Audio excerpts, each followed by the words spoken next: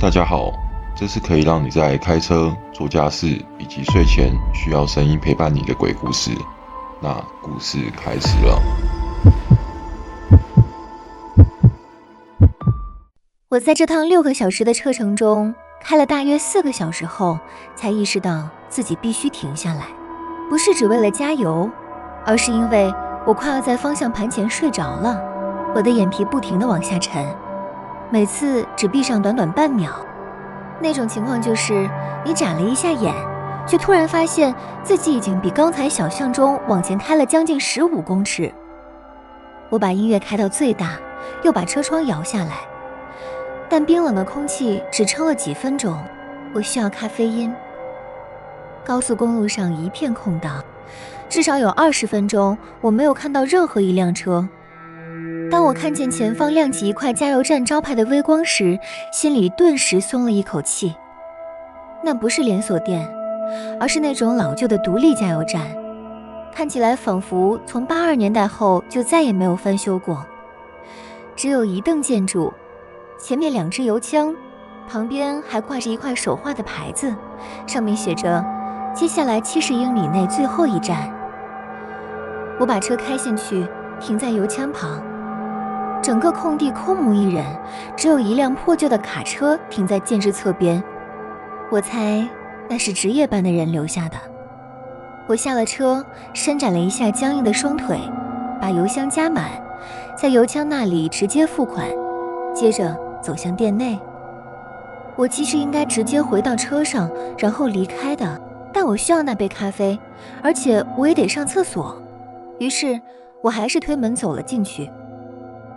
店里很小，只有几排零食和汽车用品的走道，后方角落窄着一个咖啡区，那种玻璃咖啡壶一看就知道已经在加热盘上放了好几个小时。后墙是一整排冰柜，里面塞满了汽水和能量饮料，灯光是那种刺眼的日光灯，把所有东西照得有点不太真实，仿佛哪里怪怪的。店员站在柜台后面，大概50岁左右，灰白的头发开始稀疏，脸上带着一种好几天没睡好的疲惫感。他把电视开着，播的是深夜的控物节目，声音调得很小。我一走进来，他抬起头，脸上的表情有那么一瞬间变了，只有一瞬间，像是没料到会看到我，又或者是有点担心。他说：“晚上好。”我回了一句：“嗨，我拿杯咖啡就走。”我走到后面替自己倒了一杯，味道又焦又苦，但我不在乎，我只需要咖啡因撑过接下来的2个小时。我又顺手拿了一条巧克力，然后把东西一起拿到柜台。店员结账的动作很慢，他一边操作收银机，一边不断地往我身后的窗户瞄，看向我的车。他开口问：“一个人开车？”我说：“对。”他又问：“长途？”我回答：“还要几个小时。”他点了点头，却没再说什么，只是再次盯住窗外。我转过身去看，但外头什么也没有，只有停在油枪旁的我的车，还有再远一点那条空荡的不像真的高速公路。有什么不对劲吗？我问。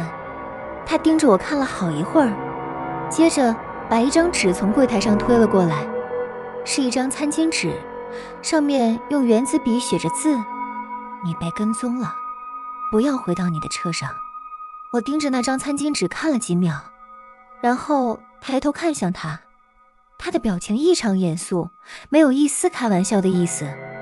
我低声说：“你在说什么？”他举起一只手，示意我安静下来，然后说：“小声一点，看监视器。”他指向柜台后方墙上挂着的一个小型监控荧幕，画面是黑白的，显示着停车场的即时影像。我的车就在画面里，而且车旁边站着一个人。我的胃瞬间往下一沉，那道身影站在副驾驶座那一侧，只是静静地面向店内。我看不清任何五官，只能看出对方穿着深色衣服，脸完全藏在阴影之中。我立刻转身望向窗外，外面一个人都没有，只有我的车，空荡的停车场，什么都没有。我再度看向监视器荧幕，那道身影依然站在原地，一步都没有移动。我低声呢喃：搞什么鬼？他不会在你直接看的时候出现，店员低声说，只有在摄影机里看得到。我不知道为什么，也不知道那是什么，但我知道，当他在外面等着的时候，那些走出去的人最后会发生什么事。我的心脏狂跳不止。我又看了一眼窗外，什么都没有。再看回监视器，那道身影动了，他现在更靠近我车子的车头位置，依然正背着店里。这太荒谬了，我说，一定是什么把戏。我真希望是。他伸手到柜台底下，拿出一个资料夹，里面夹着几张列印出来的新闻报道，是失踪人口的消息，还有高速公路上发现尸体的标题。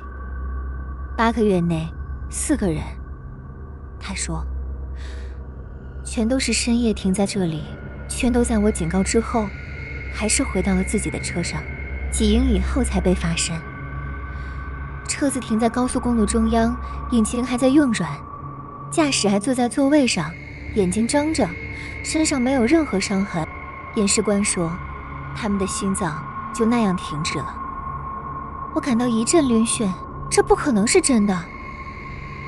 我低头看着那些报道，看着受害者的照片，一名年轻女子，一名中年男子，还有一对30多岁的情侣，是真实存在的人，真实发生的死亡。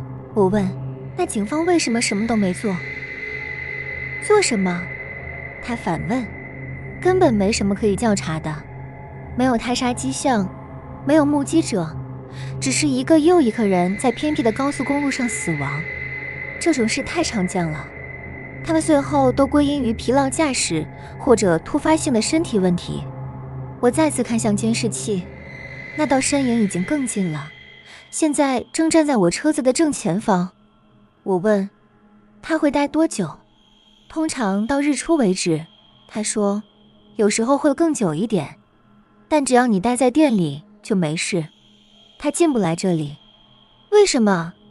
他耸了耸肩，我不知道，我几个月前就不再问这种问题了。我只知道规则，天黑时待在室内，不要到停车场，等天亮。我很想反驳，很想告诉他这一切根本是疯话，但我无法解释监视器里的那道身影，也无法解释为什么我亲眼看出去时，它却完全不存在。好吧，我说，我等。他看起来松了一口气。很好，聪明的选择。你要是想，可以到后面坐，那里有一张沙发，我还有一些杂志。距离日出大概只剩4个小时。他走到前门，把门锁上。在安静的店内，门栓扣上的咔嗒声显得特别清楚。以防万一，他说，有些人会恐慌，想要冲出去，这样一来你就不会做傻事了。他说这句话的方式让我心里有点不舒服，但我告诉自己，他只是小心谨慎，是在帮我。我在柜台旁的一张高脚椅坐下，店员又回头看他的购物节目。每隔几分钟，我就会瞄一眼监视器，那道身影始终都在，有时换了个位置，有时离建筑更近了一点，但他从来没有消失。大约过了1个小时后，我问能不能用厕所，他指向店后方的一扇门，就在那里。我站起来，朝那个方向走去。经过柜台时，我下意识又看了一眼监视器，画面里有什么不一样了。我愣了一下，才意识到是哪里出了问题。时间戳记，画面上显示的时间是晚上11点47分，可现在早就已经凌晨3点多了。我记得自己刚进店时看过手机，当时就已经过了2点，这一点我非常确定。我停下脚步，重新仔细盯着监视器看。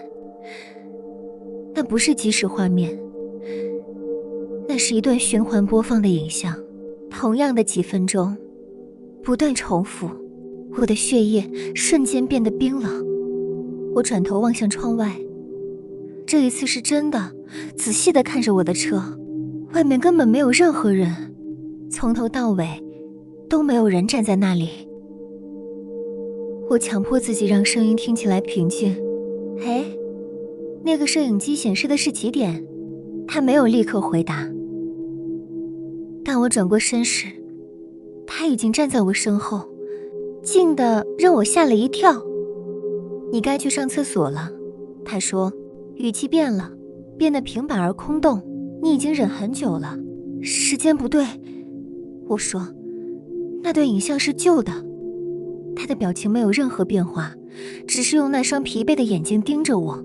他说，你看过那些新闻了，你知道在这条高速公路上最后会发生什么事。我回道，那些新闻可能来自任何地方，谁都可以把它们印出来。他往前踏了一步，我立刻往后退了一步。你应该留下来，他说，外面不安全。我看向那扇门，锁着的，那道门栓需要从这一侧用钥匙打开。我问，钥匙在哪儿？我不能让你离开。他说，至少要等到早上，这是为了你的安全。我又往后退了一步，手摸到了通往后方房间的门把，我一把推开门，走了进去。那里不是休息室，那是一个储藏空间，只有一颗灯泡发出昏暗的光，墙边排满了层架，而层架上全都是箱子，一个接一个，数量多到令人头皮发麻。每一个箱子上都贴着一个日期。我打开离我最近的那一箱，里面是一个皮夹，一只荧幕破裂的手机，一串车钥匙，还有一张驾照。照片上的是一名年轻女子，金色的头发，脸上带着笑容。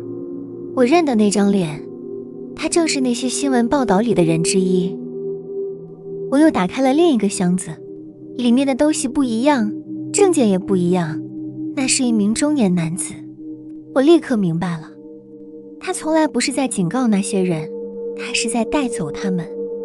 我听见身后传来脚步声，猛地转过身，他正站在门口，整个人堵住了出口。他们最后都会发现的，他说，但那时候已经太晚了，这里没有手机讯号，最近的城镇在40英里外，没有人会听见你尖叫。他的手里握着一样东西，一段绳索。我一步步往后退，背部撞上了货架，我的手无意间碰到了一颗沉重的物体，一把扳手，又旧又生锈，但结实。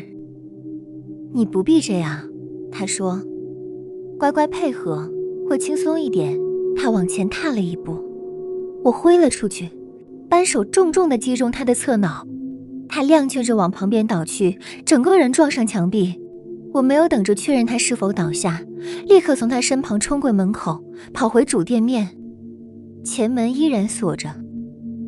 我抓起柜台旁的一张高脚椅，用力砸向玻璃窗，玻璃裂开了，但没有碎。我又砸了一下，再一下，身后传来动静。